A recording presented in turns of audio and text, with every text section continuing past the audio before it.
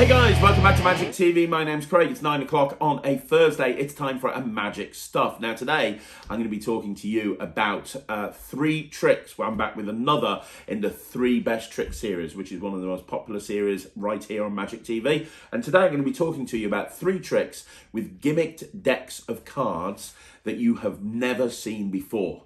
3 tricks with gimmick decks of cards that you might never have seen before. Now, these are 3 of my favorite gimmick decks. I didn't want to include stuff like the Invisible deck or the Stripper deck or the Cheek-to-Cheek deck, stuff that's more well-known. I wanted to do 3 tricks that you've probably never seen before. My attitude when doing a trick with a gimmick deck, if I'm going to carry a gimmick deck around with me, I want to make sure it is capable of doing something that I can't do with a regular deck, and all 3 of those, you can't do what you're about to see with a regular deck very, very easily. And it's got to be something that's just very super practical. And all 3 of these tricks are very super practical. I'm just thinking through all 3 of them. Yeah, all 3 of them, you don't need a table. You can do it walk around. You can do it mix and mingle. There's no angle considerations. They're very practical tricks. So if you like card tricks and you like gimmick decks and you're looking for a good gimmick deck to add to your repertoire, then this is something that you might want to go for. Let's get straight into the first trick with a gimmick deck that you might never have seen before. So the first trick is one that I've been doing for years and years and years. I haven't mentioned it on the channel before. And I think because there's a lot of new people in Magic right now that are buying Magic, and they're kind of maybe not as well read as more of some of the seasoned veterans like me. A lot of people aren't even aware of this gentleman or this body of work. But I'm going to suggest, first of all, if you haven't got it or you don't know it, checking out Heartless by Simon Lovell. Now, what is Heartless by Simon Lovell? Heartless is an incredible trick that's a little bit like an Omni deck. And what I mean by that, or Solid Deception by Paul Harris. What I mean by that, if you think about Solid Deception, you're doing a whole trick with Solid Deception. All the way through, you're doing this trick. And then at the end, you show that the deck's solid, right? It's the same with the Omni deck. With this, it's all self-contained. And you have this moment at the end where you realise that every single card in the deck is completely cut out, and all you've got is you've got the borders. And it's one of those moments that when you realise that, it's kind of like, what? It's kind of almost like a Sixth Sense style moment, if that makes sense. Now, I think one of the reasons that a lot of people don't do this is because you can't buy it as a commercial trick. You can't go and order a Heartless deck from the internet. What you can do, however, is buy one of Simon's books, which are available, I've checked, or buy one of Simon's DVDs, which are available, I've checked, and he tells you how to construct the trick in there. That's one of the reasons that a lot of people don't do it, because it's not available as a commercial trick. You've got to actually read a book. The second reason a lot of people don't do it is an absolute pain in the arse to make. What you basically have to do is you have to sit there cutting out 48 cards in a very specific way with a craft knife. And if you mess one up, you've got to start again. It's a pain in the arse. But when you've done it, it's so awesome, because the spectators and the audience, they don't even suspect, let alone detect, that there's anything up with this deck of cards. It looks like you're doing a fairly impressive queen cutting trick where you're cutting to the 4 queens from a deck of cards, and then you just pull the rug out from underneath their feet by then showing that every single card is just completely got a hole through the middle, except for the card that they've named, except for the 4 cards that you've just produced. It's killer. Let's have a look at a full performance of that, shall we? I'm going to perform it for you so you can see exactly what it looks like, and then when I've performed it, we'll go into why it's so good. And I also have Sarah behind the camera. Sarah, will you help me with the card trick? Is that okay? Yeah. Great stuff. So the idea of this trick is really simple. I'm going to cut cards onto the table like this. And as I do, anytime you want to, just say stop. And it is up to you when you stop, obviously. Stop. There, do you want one more cut or you're okay? One more. One more cut. There we go. Do you want one more cut or you're okay? Yeah, one more. Oh my gosh. Right, okay. Would you like one more cut or you okay? Go on then, one final one. Is that a final one or are you wanting another one? No, that's fine. That's fine, okay. So it doesn't matter what you cut to, we're going to have a look at it. We've got a Queen of Hearts. That's actually your favourite card, isn't it, the Queen of Hearts? Yeah. I should have claimed that as a win and said, and look, it's tattooed on my arm. I should have kind of really gone with that whole thing if I was thinking. Too late now. Yeah, too late. But because you picked a Queen of Hearts, I'm going to try and find the other 3 queens. So if I cut the deck in just the right spot, I can get another queen, which is the Queen of Diamonds. I've managed to get the 2 red queens. That's not too bad, right? Yeah. It gets harder with each queen because now we've only got 2 queens left, right? And there's like 50 cards in the deck. So I'll tell you what, I'll do this by magic. Look, I'm going to put the Queen of Diamonds and the Queen of Hearts there. Right. And I'm just going to snap my fingers, and when I do, one card melts up. Look at that, in between the 2 queens, we have one card. We've actually been able to find the Queen of Clubs. So we found the Queen of Clubs, Queen of Hearts, Queen of Diamonds. I'll reach down into the middle of the deck, and I'll put one card out the middle, and one card only, and hopefully that would be the Queen of Spades, and I've been able to find the 4 queens. Was that good? Yeah. Now, that was even better than you think. Do you know why? Why? Because the 4 queens were the only 4 queens that were actually in the pack. Do you know the rest of the cards? No. They didn't even have any faces. I mean, they're completely and totally heartless. The only cards that had any faces were the 4 queens, and that's heartless. So very quickly, let's talk about why it's so good. So first of all, it is completely examinable. At the end, you're left with these cards that have got holes all the way through them. They can examine those. They can examine the queens. It is completely examinable at the end. Second of all, no table is required at all. This is designed as a walk-around piece. You can do it mix and mingle. You can do it cocktail. But if people are sitting down at a table, they can also see it, no problem. There's no table issues at all. Thirdly, there's no angle considerations. You can do it from any angle. You know, people are standing from behind, from above, from below. Anybody, anywhere can see it. That's not a problem at all. Fourthly, it will play to a big audience. Yes, it's a great close-up trick, but if you're doing a banquet table and you want to grab the attention of people on the other side of the banquet, or you're doing a parlor show, this will work really well in that environment as well. It's one of those tricks that plays really big. Fifthly, it's a little bit different. It starts off the same as a lot of tricks. Hey, I'm going to cut to the 4 queens. And you do that, and it's done in a very impressive way. I mean, if you just did that as a 4 queen cutting trick, it's very impressive. But then you've got that moment where you've got that absolute mega kicker of all of the cards being cut out. It hits people in the face, it really does. And also the routining and the construction behind this is super clever. It is absolutely an example of the genius thinking of Simon Lovell. You know, I mean, basically he doesn't have short cards here because 48 of the cards are basically just, they've got holes all the way through the middle. You can just riffle up the deck, and when you've got a regular card in the deck, that regular card becomes a long card or a short card. So it's very clever how it works. You don't have to hold breaks. You don't have to do anything complicated. You just run through the trick a few times and you're able to do it. It's an instant reset because as soon as you put the cards away back inside the box, you reset ready to go again. It's completely self-contained. You don't have to carry anything around with you other than this deck of cards. And it makes a great ending to a card set if you switch this deck of cards in. So if you're doing something with a regular deck and at the end you go, well, let me try and do one more thing, and you bring this in, it's a great way to end a card set. Literally, there's no downside to this trick. It is brilliant. It's called Heartless. You can learn it from a variety of different sources. Simon has gone through it in great detail. I know it was definitely in Close Up Magic's Tap Dance too, but I'm pretty sure it's in either Simon Says or The Son of Simon Says. Simon Says, I think it's in, which is available. And he put some DVDs out a few years ago, and I think those are still available, and you can get it from there as well. But yeah, it's highly recommended. It is the first trick using a gimmick deck of cards that you've never seen before. Heartless by Simon Lovell. So the second trick, using a gimmick deck that you've never seen before, I ummed and ahed over. I seriously considered whether I should put this in or not. And the reason is, I fully expect every single person has done this or should be doing it. And then what made me decide to actually put it in is the amount of people that have said to me they've never heard of this trick before, which baffles the brain because it's only 2 or 3 years old, and it's by one of my favorite creators in Magic.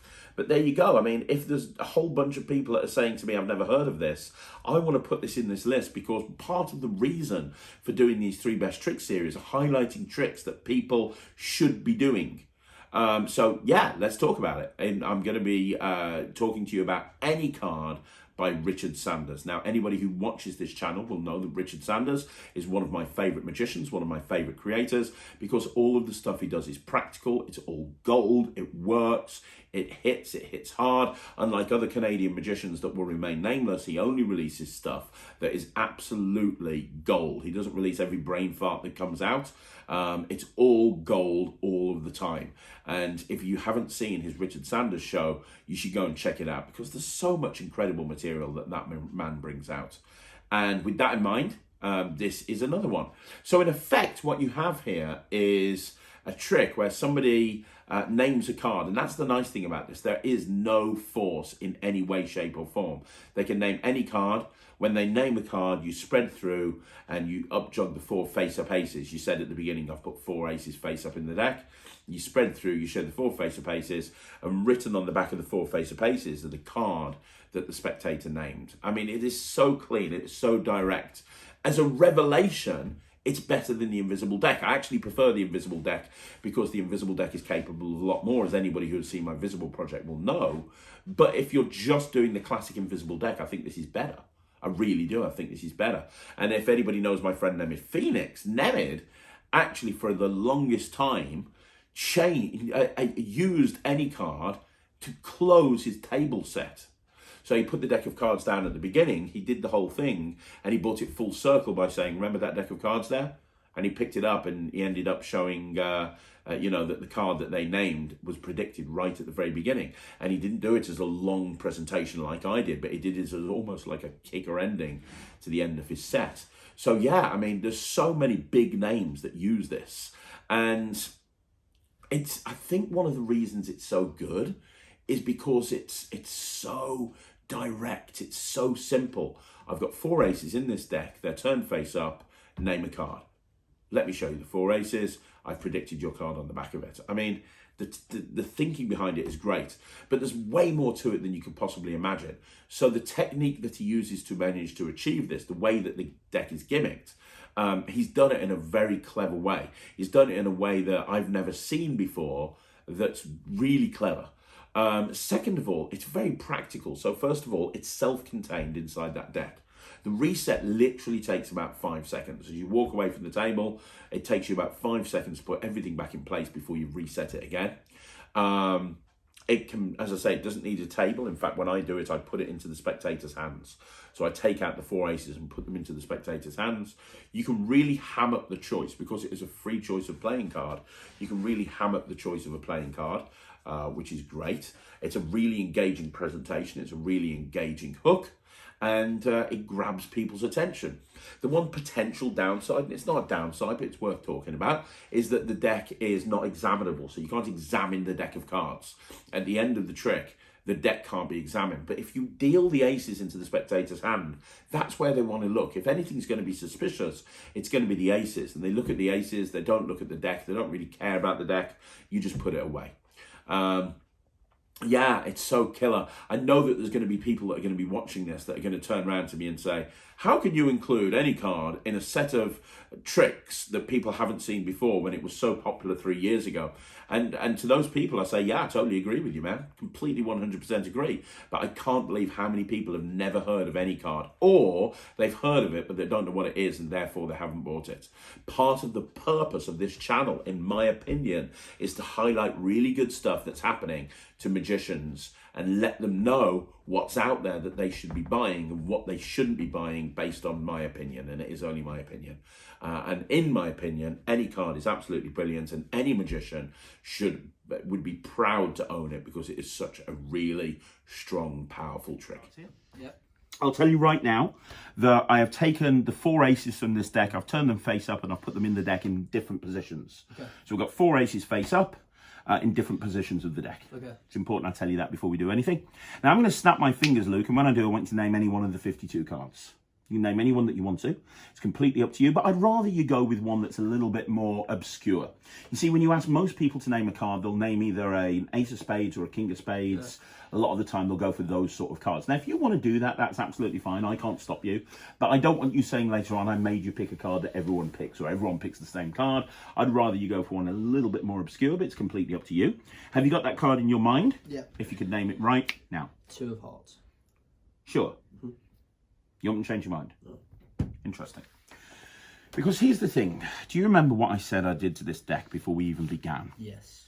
I said that I took the 4 aces and I turned them over in the deck. And you named the 2 of... Hearts. So weird. Let me show you why. Let me show you the 4 aces in here. So we've got... there's the diamonds. There's the hearts. And it was the 2 of spades. 2 of spades. 2 of hearts. 2 of hearts, sorry. Yeah. So weird. I'll tell you why. Let me show you something. So these are the 4 aces. They've been here the whole time, right? Yeah. Here's what's interesting. You could have named any card. You named the 2 of spades. And yet, on these cards... Well, I'm going to tell you the truth. I lied to you. It's my job as a magician. See, these aces are not from this deck. I actually took them from a red back deck. Okay. And I put them in this deck from a red back deck. And the reason I did that is, of course, when you write on the back of a red card, it shows up more clearly. And I did write. I wrote on this one, the. And I wrote on this one, 2. And I wrote on this one, of. And I wrote on this one, hearts. So that leaves us with one final trick, the last trick that you've probably never seen before, the last gimmick deck that you've never seen before. There's a bit of a history behind this. So this is now only available through PropDog. And it's basically a version of Solid Deception. So Solid Deception came out many, many years ago by Paul Harris. And Solid Deception was basically a solid block. So you couldn't shuffle the cards, you couldn't cut the cards, you couldn't do anything with the cards. And you had a card picked, and what happened is it kept coming to the top of the deck, and then eventually at the end of the routine, it vanished. The card came to the top one more time, and then the deck was solid, and they couldn't cut it or anything. And that was the kicker ending. At the same time, you had the Omni deck, which was originally designed to be done in the same way, so it was all self-contained, and then over time people used it to switch the Omni deck in. I think it was Martin Sanderson that kind of popularised that way of thinking with the Omni deck, and since then there's been lots of different variations as well. Mark James has done some stuff with it, as various different people have done some stuff with it. Then David Forrest came along, and through his company Full 52, he brought out a limited release, something called the Tech Deck, which was basically a little bit like Solid Deception, but at the end, when you show it's a solid deck, you opened it up and inside there was some electronic circuitry. And then after that, he then re-released it, and then Full 52 disappeared. And then fast forward, Dave Bonsall from PropDog brought out basically the same thing as the Tech Deck, but he wasn't using it for the Tech Deck. He was using it as this is a hollowed out deck of cards with a magnetic flap on the top. You can move the magnetic flap to one side and it can have anything inside there. So if you've got electronics or something, you can store it inside there or whatever you want to do with it. And I contacted Dave and I said, Dave, do you reckon you can put some electronics in there? And he's like, yeah, no problem. And I said, okay, this is what I want it to do. I want it to be sound activated. I want it to do this. And he came back to me and he was like, yep, done it. I was like, brilliant, send it over. And that's where we're at now. Now you can get these directly from PropDog. And the routine that I'm going to be doing with it is basically the Solid Deception routine. So I'm doing Solid Deception by Paul Harris. My handling of Solid Deception by Paul Harris. But the ending is opening it up and showing the tech inside. You'll see what I mean when you have a look at the performance. Have a look at this right now. Hey, Luke. Hello. Deck of playing cards here, my friend. Yeah. I'm going to have you pick one of these cards. You're going to have one of these cards. Okay? You're going to pick one of these cards. In fact, no, it's not really about the card that you pick. It's more about what happens to it. So we'll just use the top card of the deck. Okay. I want you to take this pen and whatever the top card is, the 3 of diamonds, just write your name in big letters right there for me. I've got sweaty fingers, mate. I can't actually get it off. It's because you had all that pizza for lunch. I actually can't get this thing off. Would you like me to help? There you go. I love that. I love that. There you go. Job done. Write your name on there for me in nice big letters. Luke. Wonderful. Now, the reason I get you to write your name on there is what you're about to see in a minute. You're not going to believe, because this is impossible. But by you writing your name on there, it's going to make that card unique. Okay. And, yeah. Although at this point, you've probably written your name on every card at least 100 times. Oh, yeah. I genuinely think there's nobody in this world that has watched as much magic as you at this point, Luke. I know. Now, the idea with this trick is you take your card, you pop it down about halfway. Okay. Like that, yeah? And what you got to do, you got to wait a split second. You press the button on top, and when you do, your card comes straight to the top of the pack again, which is pretty good. That's cool. I'm going to do it again for you because you might have missed it. You take the card, you put it about halfway down like that. Yeah. Leave it about halfway down. You snap your fingers, you press the button, and when you do, the card comes straight to the top of the pack, which is kind of weird. I'm going to do it one more time. Let me make sure that you can see I'm not cheating. It really does go down into the middle. Right? Nothing happens till I press the button, and when I press the button, it comes straight to the top of the pack. Now, you can do it from the bottom of the deck as well. If I take that card, put it right there on the bottom, press the button on top, snap my fingers, when I do, it comes straight to the top of the pack. And people say to me, well, I want to see the moment it happens, so let me show you the moment it happens. I'll put it face up into the middle of the deck. So because it's face up, if it comes to the top, it's going to come to the top face up. So when I rub the pack like this, that's when the card comes straight up to the top of the pack. Isn't that weird? Yeah. And I can keep doing it. I can do it over and over again. I can just keep pressing. Keep doing it, I can just keep doing it over and over. Yeah. I can even have it go long distance. So what I mean by that is I can take that card, pop it in my pocket, leave it in my pocket, tap, and it comes to the top of the pack. But I'm going to tell you how it works. You see, it's all to do with electronics. This is a really technical trick. A lot of people think it's sleight of hand. It's not.